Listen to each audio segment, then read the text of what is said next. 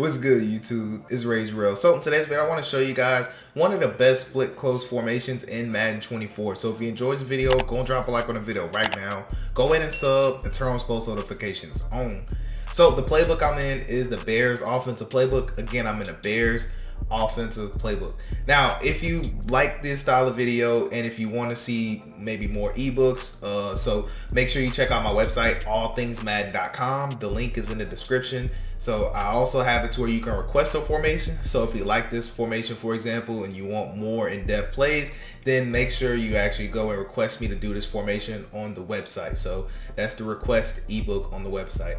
But anyways, I pray you guys are having a great day. So what I kind of want to say first and foremost is that I'm kind of changing up the style I do my videos in just a tad bit. So I've seen a lot of feedback from you guys, and I want to make my videos more in depth, meaning give you more plays, more setups per video, instead of just doing one play where I just break down different defenses. I'm gonna still do that, but I'm gonna include more still within maybe like a 12 or 13 minute video if I can. So hope you guys are really locked in. So I really love this formation. Now I want to kind of talk about some things first. So the plays I'm going over in this video is going to be this RPO zone peak, jet angle. We're going to take a look PA Y cross and corner strike. Now all of these run plays in this playbook, in this formation, are really nice, so make sure you do take advantage of them. But what I'm gonna do is I'm actually going to come out in PA Y cross. And for defense, this is typically what you'll see when you go online. You'll see, I'm gonna leave the linebackers in here just for the run sake, but you're still gonna see a lot of dollars, really a great meta defense. And what I'm gonna do is show you kind of the basic coverages. So man, I'm gonna show you some man blitz. I'm also gonna show you cover 2, and I'm gonna show you cover 4 drop. And finally, I'm gonna show you cover 3. Now there is a play that bombs every single coverage that I'm gonna go over, but first I'm gonna talk about this RPO play. So first and foremost, this RPO zone peak is really fun to run. Now a couple things with this formation. So when I flip the play, notice how my whole, my running back swap and the tight end swap, I think that's just important so you notice that the receivers don't flop. So it makes it possible to flip your offense faster, which means that, you can get more stuff in if you need to. But anyways, couple things I like to do. So either A, I leave it right here, or B, I like to motion them in. So it's cool that you have the ability to do this on the RPO. So the way this is kind of useful. So let me just kind of show you what I like to do. So I love the double team the D tackle anytime I'm running RPO zone peak, and I like to actually ID whoever the user is, which most of the time is going to be that guy right there. And again, just kind of look at the blocking and just look at the lanes that gets created. Now obviously the CPU got us, but that's okay. But you see the lanes created. Now let's kind of talk more in depth about this play, right? So let's pretend that your opponent wants to do like a cover 3 style blitz where they're going to do something that looks, maybe this guy here, you'll see a true cover 3 shell or something, and they'll blitz this guy right here and they'll play this style of defense. You guys have seen this defense before. Don't mind the formation, but just pay attention to the actual defense, right? So I kind of love to do it like this, where I'll actually go with RPO zone peak and then I'll motion them inside. Now, what's cool about this is I'm gonna try to do I can't talk. I'm gonna try to do 2 controllers at once to kind of show you this. So what's cool is a lot of times the minute your opponent steps down, you can actually throw this ball, as long as the purple isn't right there, obviously, but it's kind of cool because you actually have the ability to throw it. Now you don't need to throw it that fast, obviously, but the cool part is if your opponent's doing something crazy on defense, then a lot of times you can expose it. Now, if they're gonna play this shell, I would actually recommend you to just motion them outward. I would recommend, and I'll show you why actually real quick. So if your opponent's playing like a true cover 3 blitz style where they're just doing something, like this per se, for one, you can run all these other run plays if you want to, but for 2, I just want to show you that you still can just call this. But what I would do, either you can run it right here or you can motion them out, whichever one you want, because that flat route is going to go out there and then we'll be able to hit them, and maybe get a couple yards. So it literally just all depends on what your opponent's calling. But anyways, you get the idea. So you can actually do the RPO from different sides. So if you think it works better from, right here, or motion them out or motion them in, you have the option on top of all these other run plays that you have at your disposal. So anyways, moving forward, I want to talk to you about this bomb setup. So I'm gonna try to fly through these setups for you guys. So I hope you guys are ready. Now for cover 3, it's very, very simple. All we want to do is motion over circle, and then we're gonna take circle and put him on a streak. Now I know it's not showing it, but he is on a streak, and that is all that you need to do. Now for time's sake, I'm gonna spy these 2, but please keep in mind, when you run bomb plays, you want to run this when your opponent's rushing 3 or less, sometimes 4, but depending on who they have, okay? Just wanted to make sure I did emphasize that. So the cool part about this is that the bomb is going to get wide open and there's going to be just nobody there. And also it's cool because if that bomb isn't open, it's okay, right? Because what we can do is we can actually read this left side of the field. So if we're wanting the user to be on this side of the field, if that makes sense, we want the user to be focused over here and we're looking to actually bomb him. Now, the good part about this actual setup is that if the bomb's not open, we can actually drift out the pocket this way and we can actually grab this guy and playmaker him any way we want to. So if the bomb's not open, we have an option. Now, also what's cool is that we're gonna play a high-low read over here because of this post route, the third's gonna pass that off. And when they pass it off, Madden logic hasn't fixed it to where they can actually like squeeze this route. So we're gonna be able to actually have a good pass lead up the sideline if we want to, right? And also if they zone drop heavy, we can throw this right in the flats. So we have a whole lot of reads to make on this play. Now, quickly, I just want to show you what happens if they deep half. You might be curious about what that looks like. And again, please don't just come out here trying to run bomb plays every single play. You want to scheme these type of bomb plays in. So just because I'm showing you doesn't mean you have to just try to bomb cover 3 every time you see it. Be smart about it, okay? So anyways, look at X and then square, kind of notice how they're going to bracket it and it turns into just basically a one-on-one, which most of the time EA will let that cornerback win. So I just wanted to show you that in case you thought it might get open, all right? So next thing I want to go over is how to bomb cover 2, right? So we can actually bomb cover 2 the same exact way. Now I'm only spying them just because I don't want to have to run this play 4, 5, 6 times, okay? Now for cover 2, all we're going to do is take circle, we're going to put them on an out route, and we're going to smart route at the 10 yard. That is all that we need to do. And we're going to be able to split cover 2 for a 1-play touchdown. So just kind of look at how I let them way too far, but you get the idea. So there's 2 options you can do, right? So either A, you can leave it like this, and if you leave it like this, in a nutshell, the reads we're going to have is you can always dump this down if you want to, because this post route is going to force this vertical hook back, and then it's also going to force any clouds back. So you can tell how they both go backwards, and we can dump this ball right now if we want to get some, maybe 2-3 yards, real sneaky yards. Now this out route is going to push over the safety and the corner, and this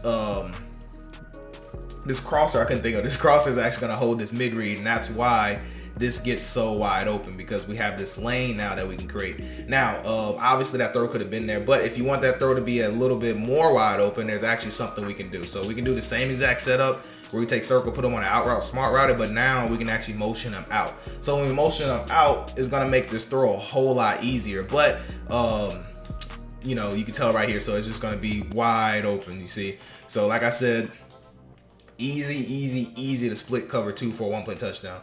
All right, moving forward, we'll talk about cover 4 drop, because cover 4 drop is a little bit different. You can't run the same exact setup. You're gonna have to switch it up. So all you want to do is take him and motion him out, and that is all that we have to do. Now on cover 4 drop, you want to make sure you're able to get out to the pocket to the right side. So however you need to do that, do it. And what's gonna happen here is if I don't get a terrible pass like that under pressure out of reach, we'll be able to have a step on him. Now I'm gonna quickly go into replay and I'm gonna show you one more time about cover 4 drop. So with cover 4 drop, we're still gonna be able to read this middle, and we'll make this high-low read between here and here. But the reason this gets open is because this safety isn't going to be able to register fast enough that he has to cover this. So what happens is you want to drift in the pocket, and you see where you need to throw the ball. You need to throw the ball out there. So I'm going to try one more time to see if I can get it open. I'm going to spy both of these, and I'm only doing this because I just want you guys to see that it for sure works. Now, you don't need this much time in the pocket. Normally, under normal circumstances, you're going to have the time in the pocket, step up, move to the side, however you need to do it. But you can tell right there, all you need to do is clear past that safety, and then you're good, and you can let it fly. But you really don't need that much time, okay? So, next thing I want to show you is man coverage. So with man coverage, it's a tad bit different. So there's 2 setups that I do like when it comes to man. We'll do man press, because most people will press, all right? So, one of the things I like to do is I like to motion circle out and put them on a comeback route, and then motion them back in. Now you don't need to motion them back in, but I like to motion them back in because you want to have room for this comeback, because you can throw this versus man if you have a good matchup. But I'll show you why I like this real quick. So anyways, if we get enough time, notice how square, if you have a good matchup, okay, this is only if you have a good matchup, square is going to absolutely cook him. So whoever your best receiver is, you need to make sure he's running that post route, right? So real quick, if you have a good tight end, this crosser can destroy man as well. Now it's not going to do that every time, so don't think that. Please don't think that. But anyways, it's a crosser route, and it's actually good against man this year. And this comeback route, this is Jair Alexander, so he's going to be on it a little bit harder, but it's something good to look at, which we'll talk about this here in a second. But obviously you see how we can actually split the safeties for a one-play touchdown, right? So next thing is we'll talk about the man blitz a little bit. So if it's man blitz, it's literally gonna be the same thing. I just recommend blocking both your running backs to make your life a lot easier. And we can just literally use either this setup right here, or we can actually just do circle on a slant, and then we can actually just motion our slant across. So whichever setup that you like. Now with this setup, you want to really make sure you read between your slant, your crosser, and then your post, if that makes sense. So obviously you're going to need to buy time. I was trying to just wait for square, but you're going to have a lot of time for square. But worst case scenario, you can dump it to the crosser, or you can dump it to the slant. So you're good on that note. All right, so that pretty much covers what I wanted to go over as far as bomb plays and setups. So next thing I want to talk about is another zone killer, and I want to give you a man killer. So for a zone killer, I love to go to corner strike. We're going to take square, put him on a streak. We're going to take circle, put him on a hitch, and that is all that we have to do. Now this is a choice route, so either they're going to run a post, or he's going to run an in route, excuse me. Now versus cover 2 or any of your man styles, they normally like to run the post. If it's zone like cover 3, then cover 3, cover 4 drop, then he's going to run this little in route. So that's just good for you to kind of remember. But either way, no matter what he runs, you're still going to have a dot open, which I'm going to get ready to show you here. So what's cool about this play, circle's going to be open, and then X, kind of pay attention to how that happens. So that little gap right there is pretty much always going to be open no matter what zone they're in. So quickly, I'm going to just show you this real quick. Now right here, you can tell we have this hitch that's going to be wide open. We're going to be able to take that, and then if the user plays that, we're just going to make a read between our tight end and that little hitch route right there. And this flat route is going to pull down zones, but if they start zone dropping, then of course we can dump it down there, right? So that's how it plays versus cover 3. So I want to show you how it plays versus cover 2, and then I'll show you how it plays versus man, and then we'll go ahead and move on to the other man setup, and then that'll be the video. Because like I said, I'm trying to work on making these videos a lot faster for you guys while also giving you some good information. So I wasn't able to throw X, but I wanted you to see how that route develops. So quickly, I'm just gonna call it again. I'm not gonna go to replay, but kind of pay attention to who gets open right here, right? So let's go back to corner strike, square on the streak, circle on the hitch, and then we're able to snap the ball. So it's a really, really fast setup. Now look at X. Like I said, if you can wait that long, it's good to wait. But if not, go ahead and throw it earlier. So you don't have to wait that long, but I recommend just holding on and, you know, waiting until then. So that's cover 2. All right, so man covers, like I said, man covers, I want you to see what the routes look like versus man. So all we got to do, take square, put him on a streak.